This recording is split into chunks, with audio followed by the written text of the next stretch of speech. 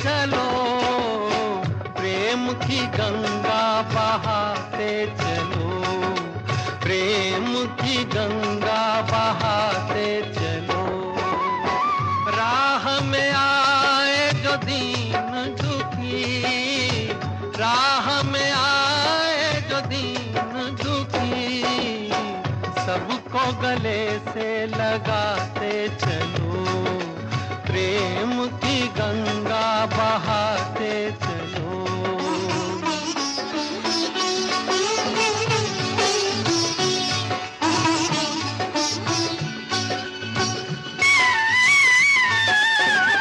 कौन है ऊंचा, कौन है नीचा, सब में हो ही समाया।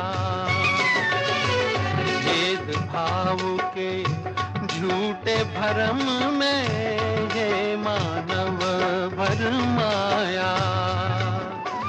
धर्म ध्वजा, धर्म ध्वजा फहराते चलो, प्रेम की गंगा बहाते चलो, प्रेम की गंगा बहाते चलो। ज्योत से ज्योत जगाते चलो, ज्योत से ज्योत जगाते चलो, प्रेम की गंगा बहाते चलो, प्रेम की गंगा बहाते चलो।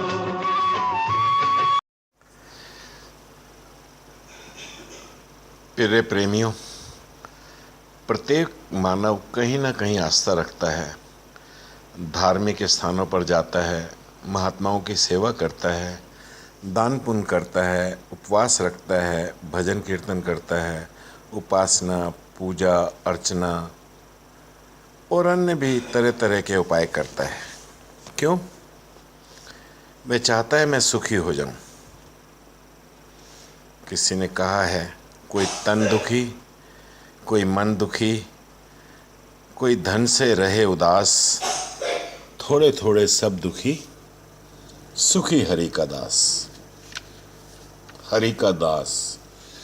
तो दास बनने के लिए क्या चाहिए? समर्पण। क्या समर्पण करना है? हे ईश्वर, हे प्रभु, हे परमात्मा, हे निराकार, तूने जो मुझे सब सुख दिए हैं, खुशियां दी हैं, सब मैं तुझे समर्पित करता हूँ। मेरे जो दुख हैं, मेरी जो परेशानियां हैं, वह भी आप ही को समर्पित हैं। यह है पूर्ण समर्पण, दास बनने की कला। इंसान दुख भेंट करना चाहता है, सुख भोगना चाहता है। कैसे संभव है?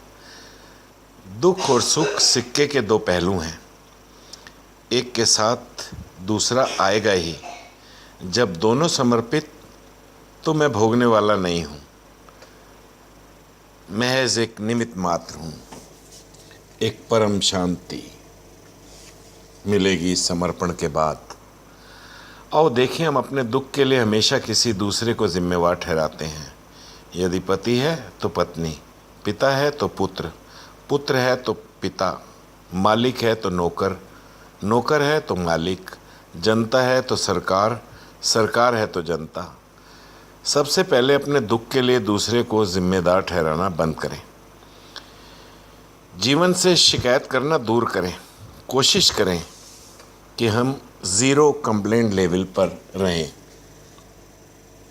जब हम ज़ीरो कंप्लेंट लेवल पर आ जाएंगे तो हमें महसूस होगी परम शांति।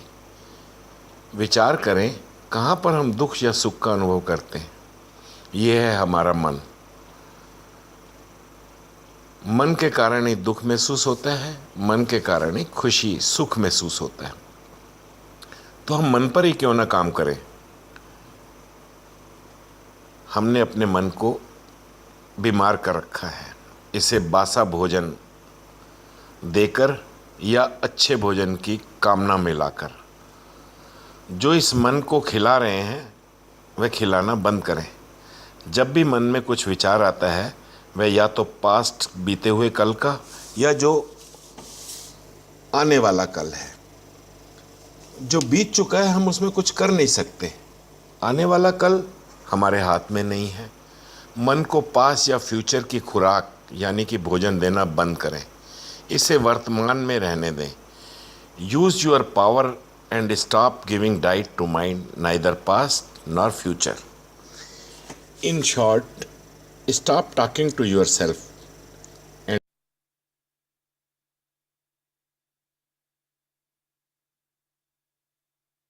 आगे भी जाने न तू, पीछे भी जाने न तू, जो भी है बस यही एक पल है।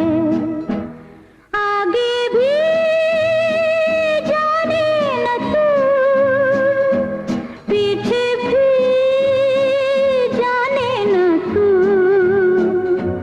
जो भी है बस यही एक पल है। आगे भी जाने न तू। उनके जीवन में कुछ घटनाएं होती हैं जो उसे जगाने के लिए होती हैं, और उस घटना के वक्त वह जागता भी है।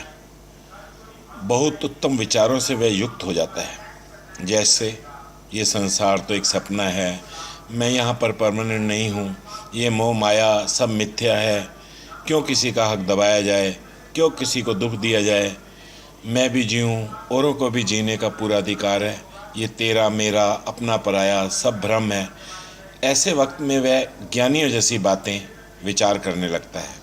परंतु जैसे जैसे घटना का असर कम होना शुरू हुआ, ढाल के वही तीन पात, फिर वही गफलत की नींद, फिर वही आचरण, फिर वही तेरा मेरा, फिर वही, जैसा कबीर जी ने कहा, तोर मोर की जेवरी में बंद बांटा संसार, एक कबीरा ना बदे जाको नाम आधार।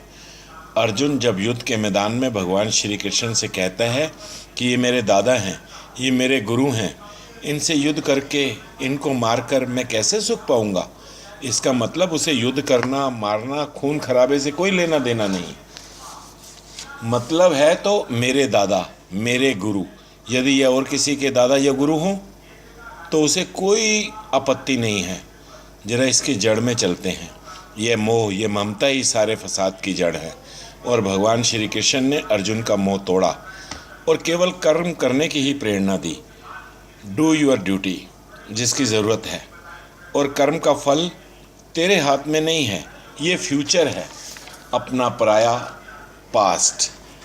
प्रेजेंट में जिसकी आवश्यकता है, केवल कर्म पर ध्यान देते हुए मोह ममता से ऊपर उठकर एक क्षत्रिय के कर्म को निभाना ही अर्जुन का उस वर्तमान में धर्म था। हम भी मात्र अपनी ड्यूटी निभाएं, पिता, पति, पुत्र, मालिक, नौकर, सास, बहू, पूरी निष्ठा के साथ केवल और केवल अपने कर्तव्य की पालना। और प्रत्येक इस प्रकार जीवन यात्रा यदि करता है तो समझो कि जाग गया। जीवन में घटने वाली हर घटना कारागार साबित हो सकती है, यदि उस घटना के द्वारा हमेशा जागे रहें, जागरूक रहें, और वो घटना जो हमें सीख दे के गई है उसको जीवन में अपनाएं। अन्यथा तो जैसा मैंने पहले कहा, ये खून पसीना बहा करके या तान के चादर सोता जा। पास्ट यानी बीते हुए कल से यदि कुछ सीखा है तो वह मन पर बोझ नहीं बनता, न उसमें राग होता है न द्वेष। जैसे बचपन में सीखा कि आग में यदि हाथ डालते हैं तो जल जाता है, अब आग से न राग होगा न द्वेष, क्योंकि इस घटना से कुछ सीखा है।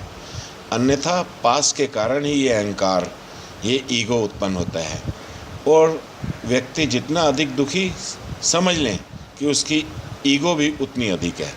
हम जब दुखी होते हैं उसका मूल कारण ही ईगो, अहंकार है। हम आज तक ईगो का अर्थ यही समझते रहे कि जब ज़्यादा धन आने से ईगो आ जाती है, या कोई ऊंची पदवी मिल जाए तो ईगो आ जाती है। लेकिन जब व्यक्ति अपने कर्तव्यों की बजाय अधिकारों पर ध्यान देता है तथा अधिकारों की मांग करता है, समझ लें कि ईगो, अहम भाव उपस्थित हो गया। Asking right is ego.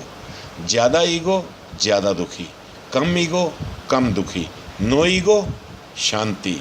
आनंद स्वरूप। यह ईगो अपने पर लगाए लेबल के कारण होती है। मैं धनवान होने का लेबल, मैं गरीब होने का लेबल, मैं अधिकारी, मैं मालिक, मैं नौकर, मैं पति, मैं पत्नी, मैं माँ, मैं पिता, मैं पुत्र, मैं सास, मैं बहू, मैं बेटी या दामाद, ये सब मैं के साथ लेबल हैं। ये नाम मात्र कर्तव्य का, जिम्मेवारी का एहसास कराने के लिए हैं। इनका यदि यही एक उद्देश्य है, लेकिन ये लेबल लगाने के बाद मेरे इस डेसिग्नेटेड लेबल लगे होने के कारण ये कर्तव्य हैं, ना कि ये अधिकार हैं। ज़रा विचार करें कि एक पति को एक इंसान बनने में कितनी देर लगती है। इंसान तो वह है ही, बस पति का लेबल लग गया है। पत्नी का, पिता का, ये सब लेबल हटाने हैं। यह ईगो के लेबल हटते ही हम आनंद स्वरूप तो हैं, इसके लिए कुछ करना नहीं पड़ेगा, बस अधिकारों को छोड़कर कर्तव्यों की तरफ बढ़ना है। और निष्ठापूर्वक कर्तव्यों की पालना को कहा जाता है विनम्रता।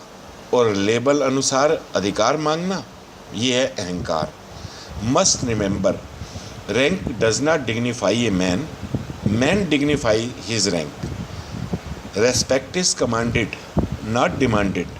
इस प्रकार जीवन व्यतीत करने वाला व्यक्ति अपने पर ही फोकस रखता है। अपने से दूर जाना ही ईगो है, और अपने से दूर जाने का एक ही तरीका है, वह है कंप्लेंट। शिकायत का मतलब अपने से दूर जा रहे हैं। शिकायत हमेशा बाहर होती है, अपने से शिकायत नहीं होती। कभी अपने ही दांत द्वारा जीभ कट जाती है तो कोई अपने दांतों को तोड़ तो नहीं देता। कोई गैर नहीं है, यह समझें। और यह समझ स्वयं ही डेवलप होती है जब हम स्वयं को जानते हैं, मन पर काम करते हैं।